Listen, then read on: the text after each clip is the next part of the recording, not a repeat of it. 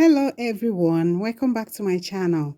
I am Dr. Constancy, the university lecturer who takes pleasure in teaching people what she knows and in helping them overcome their fears. In today's video, I'll be showing you how to develop a study plan. A study plan is an organized schedule that outlines your study times and learning goals. Just as work schedules, students ought to develop a plan that sets aside dedicated time each week for studying.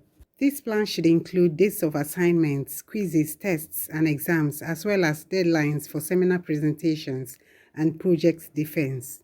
Now the question is, why do you need a study plan? You need a study plan because it is an effective way to help you navigate through school. I know that time management is very challenging. Besides your classes, you may have other commitments like extracurricular activities, social engagements, and work. For all that, creating a study plan would allow you to see how you could spend your time. And it ensures that you are setting aside enough time outside of class to complete your assignments and study for your tests, and at the same time, review and retain the information you are learning. Moreover, study plans are particularly important for postgraduate students. This is because they need to have self-discipline and determination to complete their studies without the constant reminders of their lecturers and supervisors. In this video, we are going to look at 5 tips for developing a study plan. First of all, it is important to understand that there is no right or wrong way to make a study plan. What matters most is that you personalize your study plan based on your specific needs, classes, and learning style. Like I have mentioned in my previous videos, everybody is different in a special way. Now, the first tip for developing a study plan is to analyze your current study habits and learning style. Here, you have to think about what works and what does not work for you. You have to also ask yourself questions such as, am I able to study for a long period of time, once or twice a week? Am I more effective if I study nightly for 30 minutes or more? Am I more productive at a certain time of day? Do I retain materials better if I study a subject immediately after a class? Or do I need a break first? It is very important that you ask yourself these questions and answer them. Number 2 is to assess your current plan and time management. How to do this is to use a digital or paper calendar to block out all of your standing commitments, including classes, assignments, and extracurricular activities. This will definitely let you see how much of your time is already spoken for and what time you have available for studying.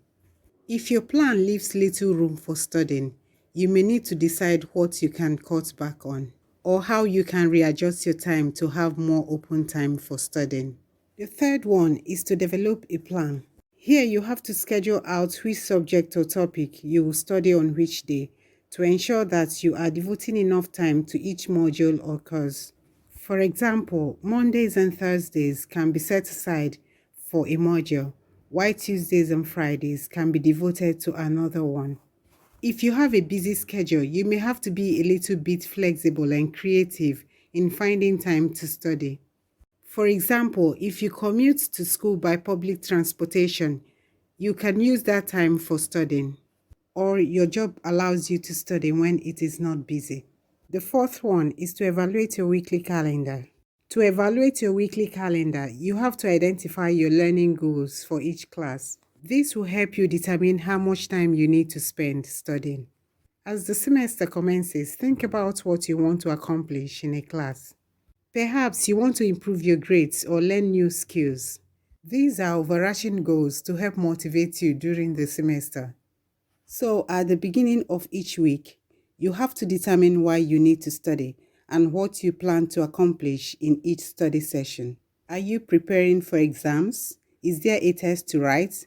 Are you able to read ahead in preparation for the next few classes?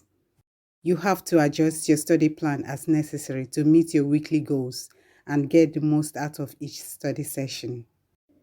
I want to add that while it is tempting to skip your study session when there is no test looming, you will reduce your future test preparation time by reading ahead and preparing for lectures. The fifth one is to stick to your plan. Your study plan will work best when you follow it consistently. It is important to create a study plan that you can follow for the length of each semester. But remember, the most important thing is sticking to your study plan. Now, we are going to look at some strategies that can help you stick to your study plan. The first one is to remember to take breaks. If your plan includes long multi-hour study sessions, be sure to try to take brief breaks so that you can stretch, hydrate, and rest your mind. This will keep your brain fresh and help prevent you from feeling overwhelmed. The second one is to schedule time for other activities. By achieving a balanced schedule, your mind will be more receptive during the time devoted to studying. If you plan several days in a row of studying, you may get discouraged and be tempted to give up. Therefore, it is advisable to schedule time for other non-academic activities, such as socializing with other students, exercise, and hobbies. The last strategy is to evaluate your study plan and adjust as required.